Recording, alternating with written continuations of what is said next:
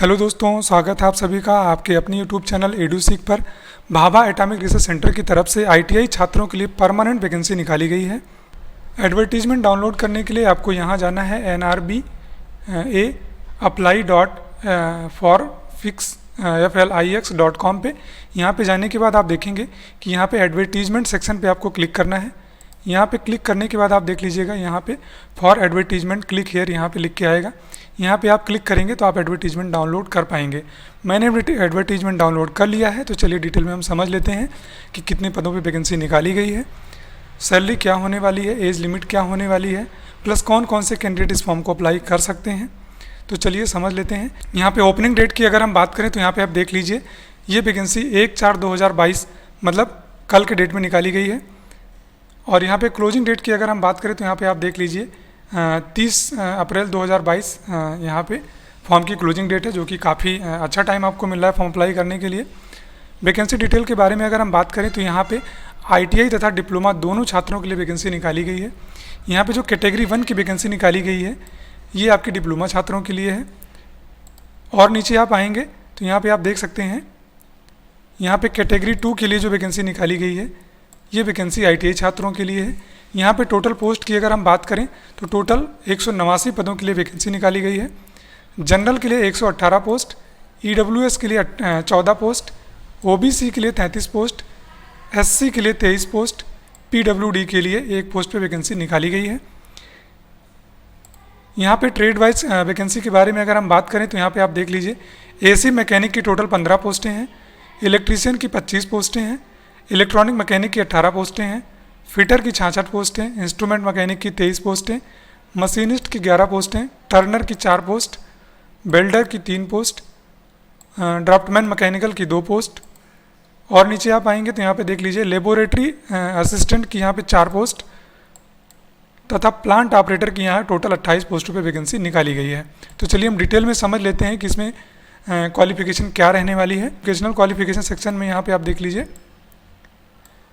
यहाँ पे देख लीजिए, ये जो एजुकेशनल सेक्शन क्वालिफिकेशन आपका दिया गया है ये फॉर पोस्ट 2.1 to 2.8 के लिए दिया गया है। ठीक है, तो यहाँ पे देख लीजिए, आप सबसे ऊपर अगर आप देखेंगे तो एसएससी विद मिनिमम 60% मार्क। ठीक है, कहने का मतलब है कि हाई स्कूल में मिनिमम 60% मार्क होना चाहिए, प्लस आपके पास आईटीआई सर्टिफिकेट रिलेवेंट ट्रेड में होना चाहिए। ठीक है, यहाँ पे अगर हम बात करें तो आप देख लीजिए, आईटीआई के साथ साथ आपके पास हाई स्कूल के साथ साथ आपके पास आईटीआई का सर्टिफिकेट होना चाहिए। उसके बाद यदि आपके पास ये क्वालिफिकेशन नहीं है तो यहाँ पे आप देख सकते हैं, हाई स्कूल के साथ साथ आपके पास नेशनल अप्रेंटिसशिप सर्टिफिकेट होना चाहिए, लेकिन उसकी ड्यूरेशन 2 साल की होनी चाहिए। ठीक है, यदि आपके पास ये भी नहीं है तो तीसरा ऑप्शन आपके पास है कि आपके पास नेशनल ट्रेड सर्टिफिकेट 1 ईयर का, मतलब आपके पास 1 ईयर की आईटीआई प्लस आपके पास 1 ईयर का एक्सपीरियंस होना चाहिए, तो भी आप इस फॉर्म को अप्लाई कर सकते हैं। यदि आपके पास ये भी क्वालिफिकेशन नहीं है तो आपके पास 1 साल की आईटीआई प्लस 1 साल का आपके पास अप्रेंटिसशिप सर्टिफिकेट होना चाहिए, तो भी आप इस फॉर्म को अप्लाई कर सकते हैं। ठीक है, लेकिन यहाँ पे पोस्ट नंबर 2.9 अर्थात यहाँ पे ड्राफ्टमैन मैकेनिकल के लिए एक एडिशनल क्वालिफिकेशन मांगी गई है, जिसके बारे में हम थोड़ा सा समझ लेते हैं। यहाँ पे आप देख लीजिए कि आपके पास हाई स्कूल में 60% मार्क होना चाहिए या फिर इंटरमीडिएट में 60% मार्क होना चाहिए। ठीक है, लेकिन इंटरमीडिएट आपका फिजिक्स, केमिस्ट्री या फिर मैथमेटिक्स से पास होना चाहिए। ठीक है, उसके बाद और देख लीजिए, ये क्वालिफिकेशन तो चाहिए ही चाहिए, ये सिर्फ और सिर्फ ड्राफ्टमैन मैकेनिकल के लिए है। ठीक है, तो यहाँ पे आप देख लीजिए, इसके साथ साथ इन्होंने एक चीज़ और मांग रखी है। ठीक है, certificate of 1 year duration draftsman mechanical. कहने का मतलब ये है कि आपके पास हाई स्कूल में 60% मार्क होना चाहिए या फिर आपके पास इंटरमीडिएट में फिजिक्स, केमिस्ट्री, मैथ से आपका इंटर हो, उसमें 60% मार्क हो, प्लस आपके पास 1 साल का आईटीआई सर्टिफिकेट होना चाहिए या फिर आपके पास 2 साल का आईटीआई सर्टिफिकेट होना चाहिए। ठीक है, तो आप इस फॉर्म को अप्लाई कर सकते हैं। और नीचे अगर हम बात करें तो लेबोरेटरी असिस्टेंट के बारे में आप देख सकते हैं। यहाँ पे लेबोरेटरी असिस्टेंट में अगर क्वालिफिकेशन की बात करें तो यहाँ पे आप देख लीजिए, हाई स्कूल के साथ हाई स्कूल में आपके पास फिजिक्स, केमिस्ट्री, मैथ सब्जेक्ट होना चाहिए, लेकिन मिनिमम आपके मार्क जो है वो 60% होने चाहिए। ठीक है, या फिर आपके पास ये इंटरमीडिएट की बात कर रहे हैं, या फिर आपके पास हाई स्कूल में 60% मार्क होना चाहिए, प्लस आपके पास ITI सर्टिफिकेट लेबोरेटरी असिस्टेंट में होना चाहिए, ठीक है। बाकी यहाँ पे कुछ कंडीशंस और दी गई हैं, आप इसको पढ़ लीजिएगा। यहाँ पे अगर हम प्लांट ऑपरेटर के बारे में बात करें तो यहाँ पे आप देख लीजिए, प्लांट ऑपरेटर के लिए आप देख लीजिए हाई स्कूल में इंटरमीडिएट में आपके पास 60% मार्क होना चाहिए, ठीक है। लेकिन यहाँ पे आपका सब्जेक्ट जो है वो फिजिक्स, केमिस्ट्री या और मैथ तीनों सब्जेक्ट होना कंपलसरी है, ठीक है। और नीचे यदि हम एज लिमिट के बारे में बात करें तो यहाँ पे आप देख सकते हैं जो एज लिमिट आपकी काउंट होगी वो 30 अप्रैल 2022 को काउंट होगी। और यहाँ पे आप देख लीजिए कैटेगरी 2 मतलब ITI छात्रों के लिए मिनिमम 18 साल और मैक्सिमम 22 साल एज होनी चाहिए। बाकी कैटेगरी वाइज आपको OBC SC ST को छूट दी जाएगी। OBC के लिए यहाँ पे 3 साल, SC ST के लिए 5 साल की छूट दी जाएगी। PWD के लिए बाकी गवर्नमेंट के रूल के अकॉर्डिंग छूट उनको भी दी जाएगी, ठीक है। फिजिकल स्टैंडर्ड के बारे में अगर बात करें तो मिनिमम हाइट आपकी 160 सेंटीमीटर होनी चाहिए। वेट के बारे में अगर बात किया जाए तो 45.5 kg का वेट भी होना चाहिए, ठीक है। स्टाइपेंड के बारे में अगर बात करें तो यहाँ पे जो आपकी जॉब है वो 2 साल के ट्रेनिंग पीरियड पे आपको रखा जाएगा, क्योंकि यहाँ पे आप देख सकते हैं 2 ear training, 2 year duration of training period, ठीक है। तो यहाँ पे आप देख लीजिए।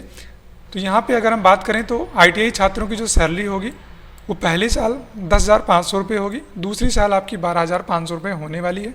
उसके बाद तीसरे साल के से आपको जब परमानेंट कर दिया जाएगा तो आपकी सैलरी लगभग 25 से 30 हज़ार के आसपास हो जाएगी, ठीक है।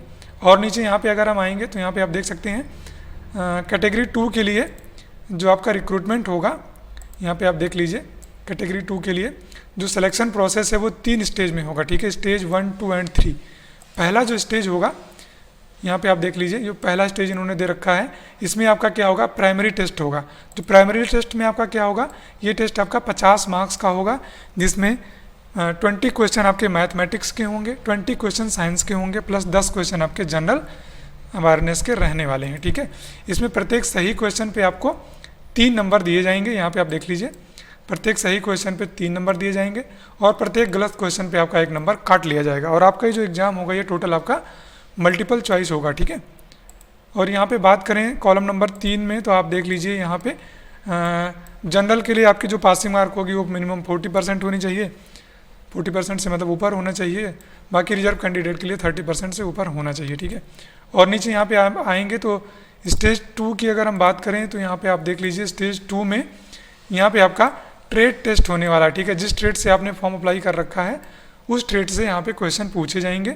ये क्वेश्चन टोटल यहाँ पे 50 क्वेश्चन पूछे जाएंगे, ठीक है, जो कि आपके मल्टीपल चॉइस के क्वेश्चन होंगे, ठीक है। बाकी ड्यूरेशन की बात करें तो यहाँ पे आप देख लीजिए 2 आवर्स का आपका एग्जाम होगा और ये पेपर आपका जो होगा वो टोटल एक ही दिन में करा लिया जाएगा, ठीक है। और नीचे आप आएंगे तो यहाँ पे आप देख लीजिए, आप यहाँ स्टेज 3 आपका जो है यहाँ पे आपका स्किल टेस्ट होने वाला है। स्किल टेस्ट में यहाँ पे कुछ डिटेल्स दी गई, आप इसको पढ़ लीजिएगा। बाकी ये नोटिफिकेशन मैं आपको अपने टेलीग्राम चैनल पे भेज दूंगा, वहाँ से डाउनलोड करके कम्प्लीटली आप इसको पढ़ लीजिएगा। जो भी इंपॉर्टेंट चीज़ें हैं मैं आपको बता दे रहा हूँ। उसके बाद और आप नीचे आएंगे तो यहाँ पर आप देख लीजिए ये कैटेगरी 2 के लिए आपका यहाँ पे देख लीजिए परमानेंट जब आप हो जाएंगे तो यहाँ पे सैलरी दी गई है। ग्रुप सी के लिए यहाँ पे आपकी सैलरी 21,700 रुपये है। Group technician C group C के लिए आपकी यहाँ पे लेवल 4 के लिए जो आपकी सैलरी होने वाली है वो 25,500 रुपये होने वाली है, ठीक है। और नीचे यहाँ पे आएंगे तो कुछ आपको यहाँ पे एक्स्ट्रा बेनिफिट भी दिए जाएंगे, यहाँ पे आप इसको पढ़ लीजिएगा।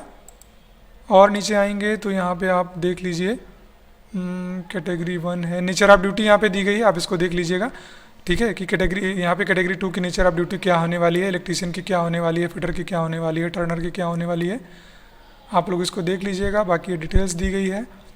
और नीचे यहाँ पे आप आएंगे तो ये एज लिमिट क्राइटेरिया दिया गया जो कि हमने आपको पहले बता दिया है। बाकी सिलेक्शन मेथड यहाँ पे दिया गया है, यहाँ पे सैलरी दी गई है। यहाँ पे आप देख लीजिए हाउ टू अप्लाई, कैसे अप्लाई करना है फॉर्म को, तो यहाँ पे आप देख लीजिए अप्लाई करने के लिए आपको यहाँ पे एक वेबसाइट दी गई है, आप यहाँ पे देख लीजिए NRBAB apply.formflix.com पे आपको जाना है। यहाँ से जाके आप फॉर्म को अप्लाई कर सकते हैं। ये फॉर्म आपका 1 अप्रैल 2022 से शुरू हो चुका है। क्लोजिंग डेट की अगर बात की जाए तो यहाँ पे 30 अप्रैल 2022 यहाँ पे क्लोजिंग डेट है। यहाँ पे एप्लीकेशन फ़ीस के बारे में अगर हम बात करें तो यहाँ पे आप देख लीजिए कि नंबर आप यहाँ पे आप देख लीजिए ये जो पोस्ट आपकी दी गई है, पोस्ट 1.1 से लेके पोस्ट 1.7 तक की जो आपकी एप्लीकेशन फ़ीस है वो 150 रुपये होने वाली है, ठीक है। और ये जनरल ओबीसी के लिए है। पोस्ट यहाँ पे आप देख सकते हैं पोस्ट नंबर 2.1 से लेके 2.11 के लिए आपकी जो एप्लीकेशन फ़ीस है वो 100 रुपये होने वाली है, ठीक है। ये जनरल और ओबीसी की फ़ीस है। बाकी SC ST PWD women candidate के लिए यहाँ पे कोई भी फ़ीस नहीं ली जाएगी। एक सर्विस मैन के लिए भी फ़ीस नहीं ली जाएगी, ठीक है।